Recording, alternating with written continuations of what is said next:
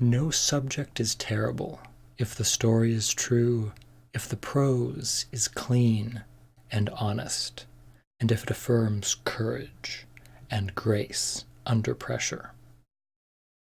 But do such grand words apply merely to the narratives literary in nature that we authors might create? Or is it possible that these words also apply to the little comedies and tragedies that make up the narratives of our lives? I cannot say for sure, but I would like to think so. And so in that belief, or at least in that hope, I would like to tell you a story. It is a story of challenge and triumph, of depression and hope, of passion and anxiety, of failure and victory yet to be achieved. It is a story without an ending, but one whose beginning started with a voice. A voice which grew to something slightly less helpful than what it was when it began. But it is still the story of a voice. Now, when I was 13, a narratively appropriate year for some unfortunate event, it transpired that I was diagnosed with type 1 diabetes and whisked off to a hospital in Salt Lake to learn how to manage this ailment. For it transpired that my pancreas, which is tasked with controlling my blood sugar, it transpired that that had failed, and so now I would need to take up the duties of this organ, and through blood tests and insulin injections, control my blood sugar. A task which sounded both very daunting, but also something which the true complexity of words fail me. Something which was a great deal more complex than I could ever imagine. Now, it is difficult to fully describe to you exactly the effect that type 1 diabetes has, because every ailment is different and every person is different, and so their interactions with an ailment render any comparison between one ailment and another completely pointless. One is not necessarily more complexly problematic or more sorrowful than another. But still, type 1 diabetes is not as easy as taking a pill and calling the doctor in the morning, as the old proverb goes. No, it is a 24-hour-a-day, 7 days a week job that you didn't ask for, that you have to pay exceeding amounts of money to be able to maintain, and which you get no vacation days from. Now, despite the enormity of this challenge, I was only given 3 days worth of training and a few books to try to glean a deeper understanding.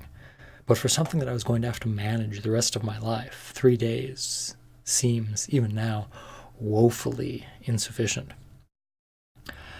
And because of the brevity of my time there at the hospital, it's rather not surprising that the approach that the nurses took was not one tailored in any means for me. And given, again, the understanding I was only 13 years old at the time, and so it's logical that some concern might have existed that I would not take this seriously.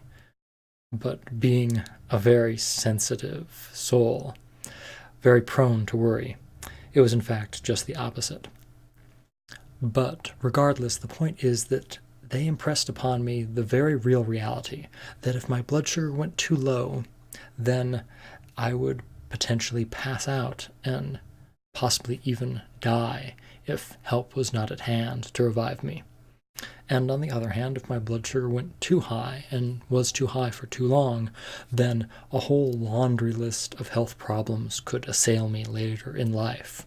Anything from amputation to blindness, and essentially an early death there.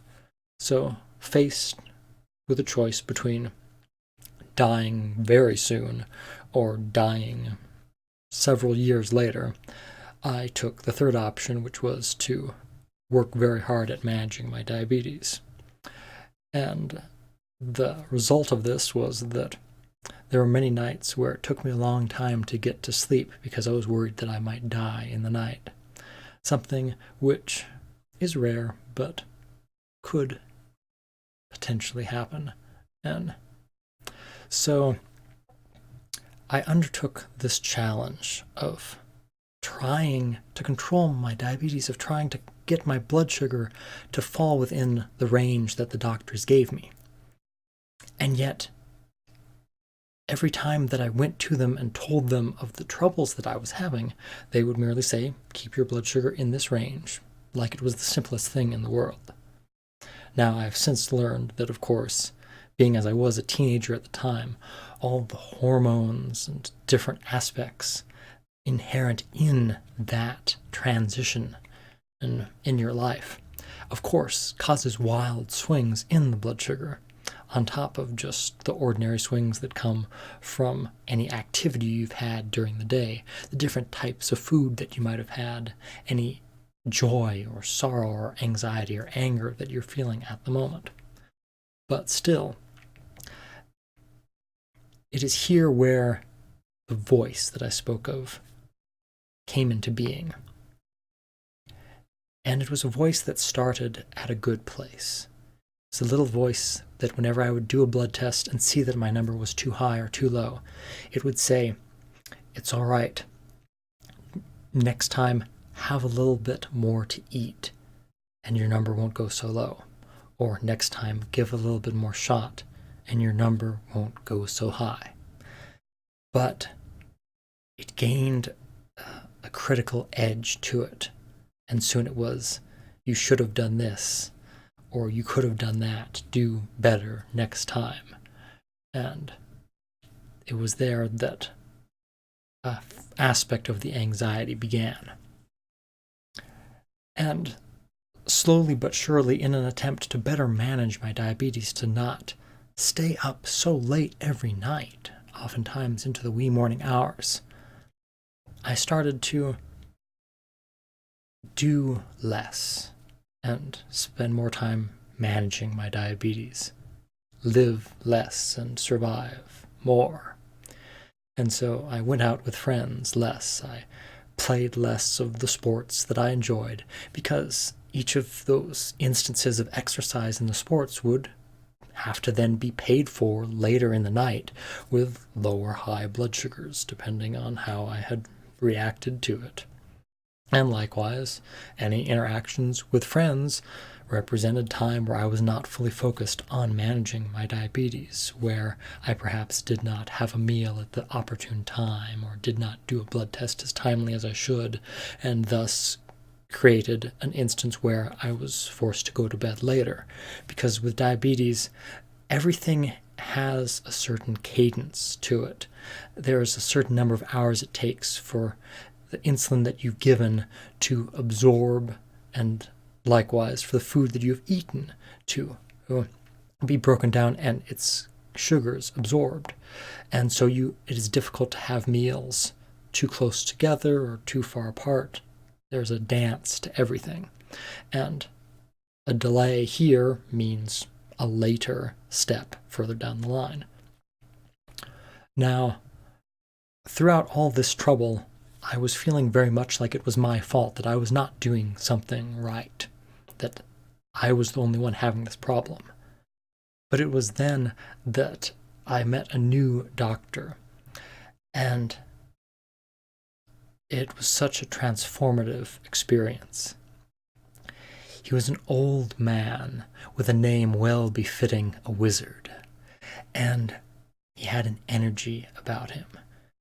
His hand would shake with his age, and he would pause to collect his thoughts before imparting some piece of wisdom. But in that pause, you would wait with bated breath and feel the energy in the air. He felt like an individual who was removed from the medical machine. He did not tell you the answers that you heard repeated verbatim from other doctors and nurses. He was willing to admit the things that science does not know. And he told me, it's just diabetes. And in saying this, he was not making light of the challenge. He was explaining to me that sometimes when your blood sugar does this or does that, it's just diabetes. It's not that you did something wrong. It's that there are so many factors inherent in this ailment that it's impossible for you to account for them all. The effect that joy or excitement or anticipation, worry, different kinds of foods, different types of experiences, all these things can have on your blood sugar, it's impossible to account for them all. And so all you need to do is do the best you can. And if your numbers are okay, if your A1C, the base average of all your blood tests, is in a safe area, then it's okay if occasionally you have a high number or a low number, that you don't need to beat yourself up over it. And this was wonderfully soothing, but like anything that is learned, it took me a long time to unlearn that critical voice, to unlearn that belief, that false belief that I was doing something wrong in not managing my diabetes as well as it seemed that I should be able to. But it was during this time that that little voice transitioned, because another factor of diabetes is depression. It's something that I was not necessarily warned about, but it is something that is only logical. You feel like you are not yourself when you're having to manage blood sugar, always thinking about that, and sometimes focusing on it more than on pleasurable things of interacting with friends or family. And so it was during that transition where I was unlearning to be self-critical about my blood sugar that I began to get anxious about how old I had become and yet how little I had done, because throughout that time I had become almost a shut-in to a degree, a completely stopping doing any sort of activity that might cause my blood sugar to make me need to stay up later or fear for being low or high.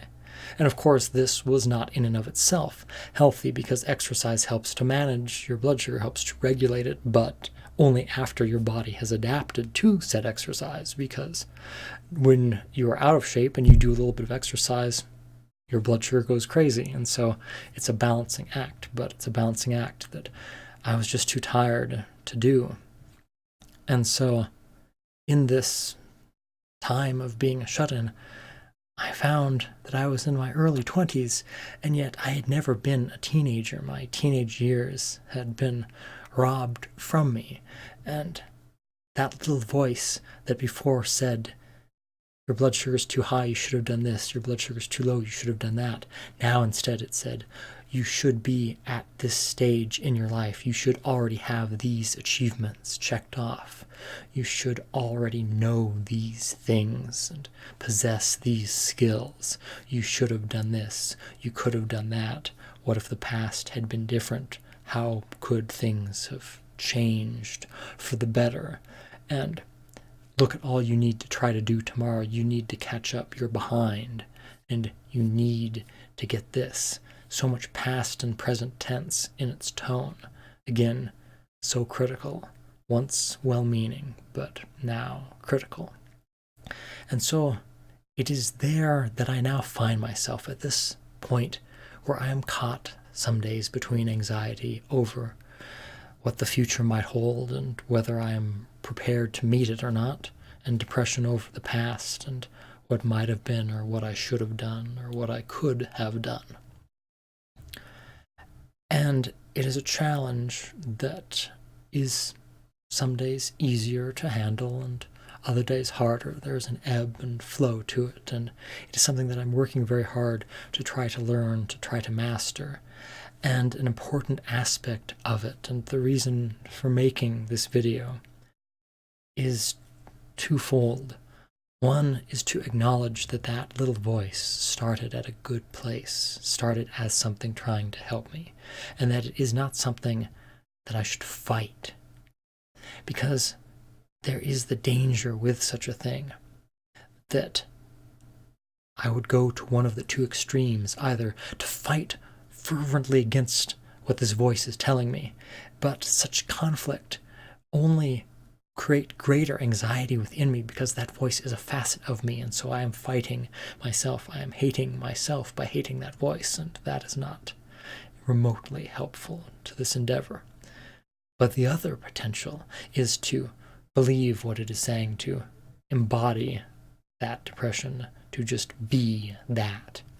And that's not correct either, because I am more than that. I am more complex and fantastic, not perfect by any stretch of the imagination, but more intricate than just depressed.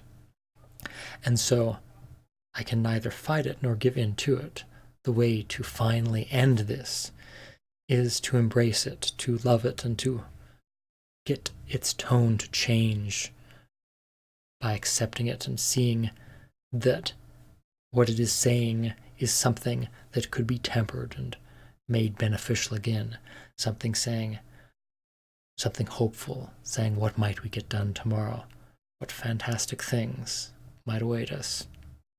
And what things from the past that you haven't done might you still do, because there's plenty of time.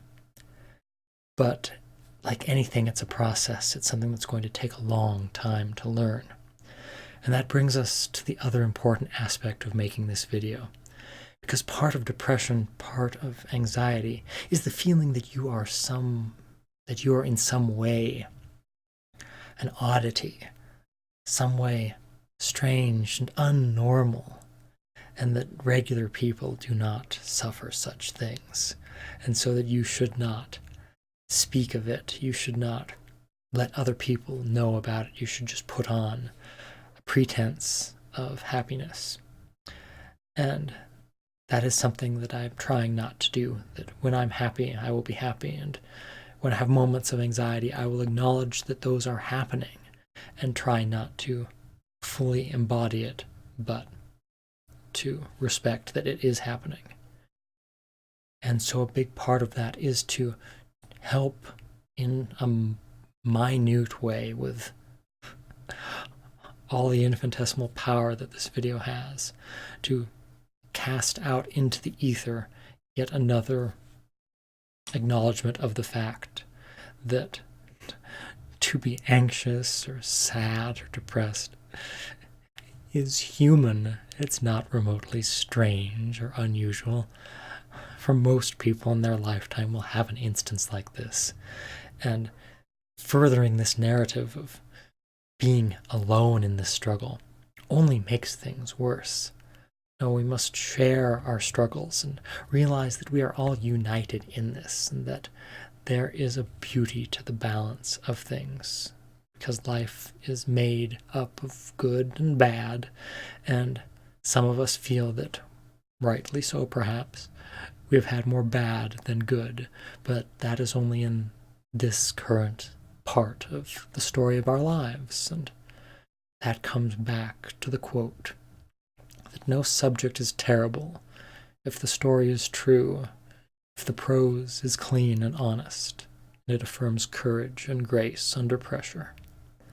So it is that I shall try in my better moments to embody that courage and grace under this pressure, and to be true in my story, to fully respect both sides of this condition, to be optimistic and hopeful, and to not at the same time be afraid to have moments where I feel down, because beating myself up over not controlling my anxiety enough to feel good is just as foolish as beating myself up over not being able to control my blood sugar 100% of the time, because there are variations and strange aspects in everything.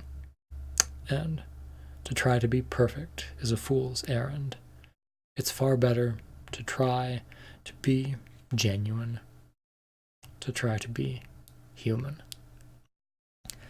And so, after such a long and strange romp down this facet of memory lane, if for some reason you've watched this entire video and ever felt similar feelings of anxiety or depression, or even are going through them now, know that you are not alone, and that it is a thing that, as humans, as beautiful souls, we can all, with any luck, get through together. Because, as another one of my favorite quotes goes, you need to believe the things that aren't true. How else can they become?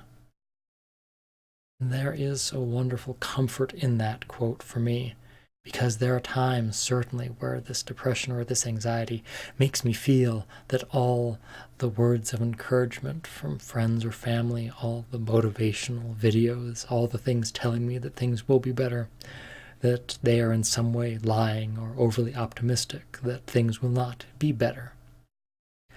But as that quote reminds me, things can become better if I give them a chance, if I allow this story of my life to not be framed in the context of a tragedy, of a perpetually difficult struggle with either depression or diabetes. That I am a storyteller, I am a writer, and there is great power in that, because if my life is a narrative, then I can reframe that narrative. I can say that this is just the beginning. This is the moment of challenge for the hero, that once overcome will open up a realm of new and fantastic possibilities. Because the future, as Doc Brown wonderfully said, isn't written yet. And so I will endeavor to make it a good one as best I can. Thank you very much for listening to this rambling account and this intimate part of my personal history. I hope that you have a wonderful day, and I look forward to more days beautifully balanced with good and bad, so that I can begin to change things for the better and understand that that little voice can become what it was originally intended to be once more, something kind and encouraging, something to be loved. Thank you again.